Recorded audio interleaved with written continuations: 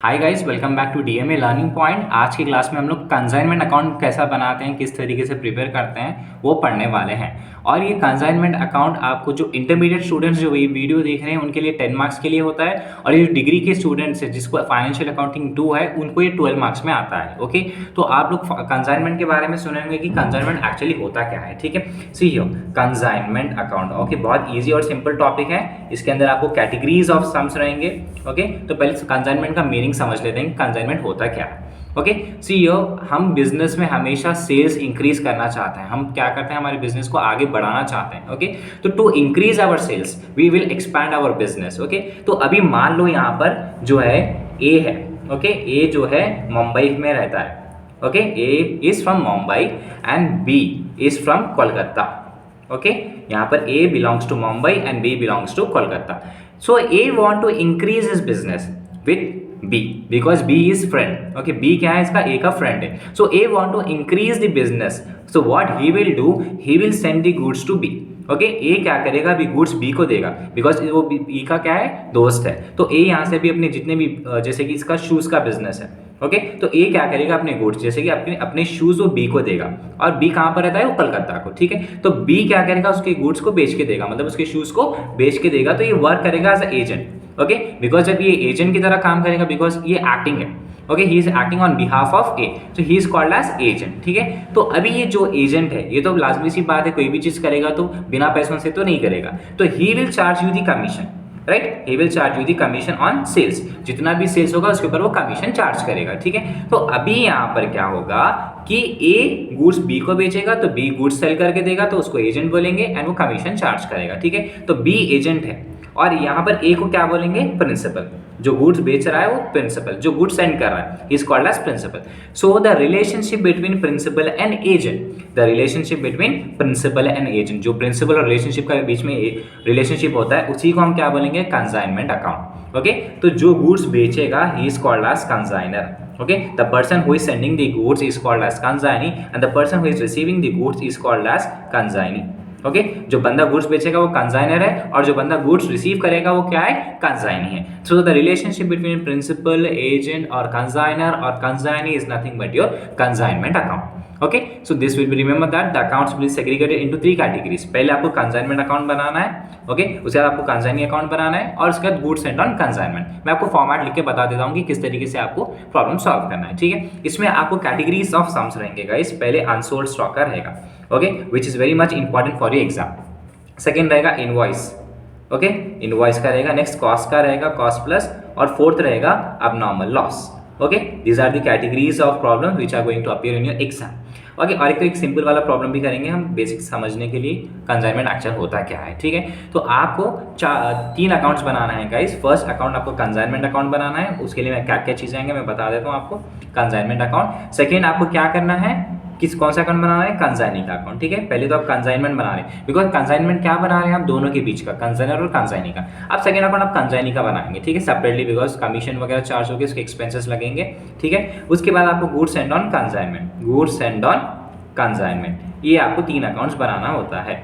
Okay, but उससे पहले कुछ एक्सपेंसेस होते हैं। आपको पता है कि हर बिजनेस में आपको एक्सपेंसेस लगते ही लगते हैं। ठीक है, अगर आप गुड्स बेच रहे हैं तो आपको क्या है, कुछ ना कुछ ट्रांसपोर्टेशन एक्सपेंसेस लगेगा, फ्राइट के लिए लगेगा, कार्टेज के लिए लगेगा। So there are an number of expenses. Okay, तो अभी हमारे पास एक टॉपिक है recurring expenses. Okay, recurring expenses. What is recurring expenses, ये एक्चुअली होता क्या है, जो एक्सपेंसेस रिपीटेड होता है। Okay, the expenses which are repeated in nature, okay, which are repeated in nature is called as recurring expenses. Example ले लो, जैसे कि आपकी सैलरी है, सैलरी आपको पे करते जाना है लेबर को, और आपके जो एम्प्लॉयज है कंटिन्यूस पे करते जाना है। फिर उसके बाद आपका रेंट है, रेंट तो आपको कंटिन्यूस पे करना है, आपका गोडाउन का है, आपका वेयर हाउस का है, उसका रेंट आपको पे करते जाना है, ये रिपीटेड है। अब जब बात करेंगे नॉन रिकरिंग एक्सपेंसेस, ये बहुत ज़्यादा इंपॉर्टेंट है, नॉन रिकरिंग एक्सपेंसेस। तो ये नॉन रिकरिंग एक्सपेंसेस इसको बोला जाता है which are not repeated. Okay, which are not repeated और नॉन रिपीटेड इन नेचर, जो ज़्यादा रिपीट नहीं होते हैं उसको आप बोलेंगे नॉन रिकरिंग एक्सपेंसेस। अब इसके एग्जाम्पल्स क्या हैं, आपका फ्राइट है, ऑक्ट्री है, कार्टेज है, these are your non recurring expenses. क्या है, freight, octroi, dock dues, okay, cartage, carriage, insurance etcetera. बहुत सारे एक्सपेंसेस होते हैं रिकरिंग, ये एग्जाम के लिए इतने इंपॉर्टेंट रहेंगे। तो नॉन रिकरिंग का मतलब होता है जो नॉन रिपीटेड है, freight, octroi, dock dues, cartage, insurance, carriage etcetera. Okay, अभी हम फॉर्मेट की तरफ चलते हैं कि फॉर्मेट को किस तरीके से आप सॉल्व करेंगे। ठीक है, फॉर्मेट का मेन फॉर्मेट है गाइस इसके अंदर, जब तक आप फॉर्मेट सही से नहीं लिखेंगे तब तक आपको प्रॉब्लम समझ नहीं आएगा। ठीक है, तो अभी आप फॉर्मेट की तरफ चल जाएंगे किस किस तरीके से सॉल्व करना है। ओके यस गाइस, पहले आपका कॉन्सेप्ट रहेगा फॉर्मेट के अंदर कंसाइनमेंट अकाउंट। ओके, पहला पार्ट क्या रहेगा आपका कंसाइनमेंट अकाउंट। ओके, अभी ये कंसाइनमेंट में अकाउंट में आपको ये डेबिट साइड रहेगा और ये आपका क्रेडिट साइड रहेगा। तो ये आपका पर्टिकुलर्स अमाउंट, ये debit side. Okay, particulars amount ये debit side, then particulars amount ये आपका क्रेडिट साइड। ओके, पहले फर्स्ट अकाउंट पर ज्यादा इंपॉर्टेंट है guys, it plays an important role. तो पहले आप फर्स्ट अकाउंट बना लेना है। तो फर्स्ट अकाउंट क्या रहेगा, कंसाइनमेंट अकाउंट। तो कंसाइनमेंट अकाउंट में फर्स्ट एंट्री क्या आएगी, गुड्स सेंड की। ओके, फर्स्ट एंट्री क्या आएगी, गुड्स की, to goods send on consignment. Okay, पहली एंट्री कौन सी आएगी guys, to goods send on consignment account, ये फर्स्ट एंट्री है और ये आपको फर्स्ट लाइन में मिल जाती। ओके, सेकंड जो रहेगा आपका कंसाइनर के एक्सपेंसेस। ओके, यहाँ पर सेकंड क्या आएगा, कंसाइनर के एक्सपेंसेस। देन उसके बाद आएगा कंसाइनी एक्सपेंसेस। ओके, इसके बाद क्या आएगा, कंसाइनी एक्सपेंसेस। उसके बाद आपका आएगा कमीशन। ओके, आपको मालूम है ना, कमीशन एजेंट चार्ज करेगा, कमीशन आएगा। ओके, फिर यहाँ पर आपको सेल्स आएगा। ओके, जो भी बंदा सेल्स कर रहा है वो उसका नाम आप लिखेंगे, मैक्सिमम आपको कंसाइनी की नेम ही लिखना है। ओके, तो हमेशा याद रखो इसमें प्रॉफिट आता है, क्रेडिट के टोटल को डेबिट के टोटल से माइनस करेंगे तो आपको क्या आ जाएगा, प्रॉफिट आ जाएगा। ठीक है, ये आपका फर्स्ट अकाउंट है। अभी देखो गाइस, ये आपका सेकंड अकाउंट रहेगा। सेकंड अकाउंट किसके नाम से बनाएंगे आप, कंसाइनी के नेम से। तो यहाँ पर आ जाएगा consignee account. Okay, consignee account. अब यहाँ पर आप लिखेंगे particulars. Okay, particulars amount, particulars amount. Okay, ये आपका सेकेंड अकाउंट रहेगा कंसाइनी अकाउंट। ओके, इसके अंदर बहुत सिंपल है, आप जो सेल्स क्रेडिट में लिख रहे हैं फर्स्ट यहाँ पर आ जाएगा सेल्स टू कंसाइनमेंट बोलकर आ जाएगा। Okay, to consignment account sales, ये पहली एंट्री आएगी और एक ही एंट्री रहेगी। ठीक है, अब इसमें आप जो कंसाइनी के बना रहे हैं वही आपको यहाँ पर लिखना है। अब जैसे कि यहाँ पर कंसाइनी और कमीशन है, ये दो एंट्रीज हमेशा यहाँ पर लिख लेना। ओके, क्रेडिट साइड में ये दो एंट्रीज डेबिट में है और यहाँ क्रेडिट में आ जाएंगे। यहाँ पर कंसाइनर का इसीलिए नहीं ले रहे बिकॉज हम क्या करें, कंसाइनी का बना रहे हैं। ओके, तो कंसाइनर का इसीलिए नहीं बनाते बिकॉज ऑलरेडी फर्स्ट अकाउंट में आप बनाते हैं, सिर्फ आपको कंसाइनी का यहाँ पर बनाना है। तो कंसाइनी के क्या लेंगे आप, एक्सपेंसेस। तो क्या बोल के लिखेंगे, बाय कंसाइनमेंट अकाउंट इसके expenses, next by consignment account उसका कमीशन। ओके, ये दो चीज़ें आपको फर्स्ट अकाउंट में से मिल जाएंगी जो कि आसान रहेंगे।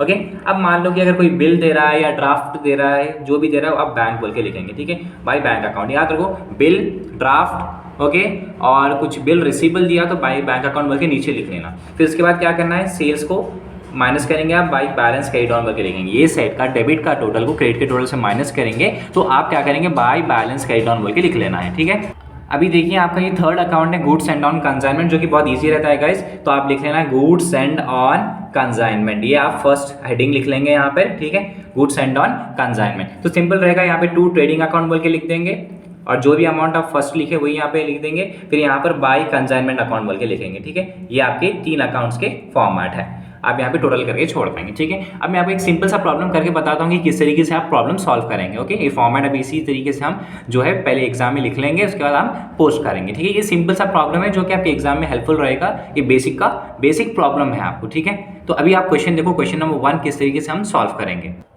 पेज B18 क्वेश्चन नंबर 1 है। देखिए, Ram and company of Calcutta consign 50 cases of goods at ₹200 each to Natham of Mumbai. ठीक है, यहाँ पर राम क्या है, कोलकाता से है, इसने गुड्स कंसाइन की है, कंसाइन किए मतलब गुड्स सेंड किया है, 50 केसेस है वर्थ ऑफ ₹200 नाथम ऑफ मुंबई। ठीक है, तो यहाँ पर राम एंड कंपनी कंसाइनर हो गए और जो रिसीव कर रहा है वो कौन है, कंसाइनी है। ठीक है, the consignor pays 200 for insurance and freight 300। तो कंसाइनर एक्सपेंसेस कितना पे कर रहा है इंश्योरेंस और फ्राइट के लिए, 200 और 300 दोनों का ऐड करके ले लेना है। Natham send an account sales showing the gross profit of ₹24,000। ठीक है, यहाँ पर गुड्स सेल हो रहा है, तो कभी भी सेल हो रहा है तो आप क्या करेंगे, क्रेडिट साइड लिख लेंगे। The expenses paid by Natham were dock dues 20, carriage 50, warehousing expenses 130। ठीक है, नाथम कौन है, या फिर कंसाइनी है, इसके तीनों एक्सपेंसेस आप ऐड करके लिख लेना है। He send the amount due to the consignor after deducting 4% commission. ठीक है, इसने क्या किया है वहाँ पर कंसाइनर के 4% कमीशन क्या है। ठीक है, मतलब 4% कमीशन किसके ऊपर डिडक्ट करना है, सेल्स के ऊपर करना है। Give the journal entries in the books of both the parties. Okay, तो मैं आपकी प्रॉब्लम में आपको जर्नल एंट्रीज नहीं बताने वाला हूँ गाइस, अभी हम सिर्फ डायरेक्टली प्रॉब्लम करेंगे, लेक्चर्स बनाएंगे। सो फर्स्ट यहाँ पर आपको फर्स्ट कितना बोला है, 50 cases of goods worth of rupees 200। ठीक है, तो अब यहाँ पर आपको 50,000 रुपीज़ के गुड्स सेंड हुए। ओके, 50,000 रुपीज़ के गुड्स सेंड हुए, 50 रुपीज़ के गुड्स सेंड हुए at a price of rupees 200। तो कितना आ गया, 10,000। ओके, उसके बाद कंसाइनर के एक्सपेंसेस। अब यहाँ पे कंसाइनर, अब एग्जाम में आप यहाँ पर नाम लिखेंगे तो यहाँ पर कंसाइनर कौन है, राम एंड कंपनी। ठीक है, इसने क्या किया, 200 रुपीज़ इंश्योरेंस के लिए और 300 रुपीज़ फ्लाइट के लिए पे किया। तो दोनों को आप ऐड करके लिखेंगे, कितना आएगा, 500। ओके, फिर नेक्स्ट आप लिखेंगे कंसाइनी के एक्सपेंसेस। कंसाइनी कौन है यहाँ पे, नाथम।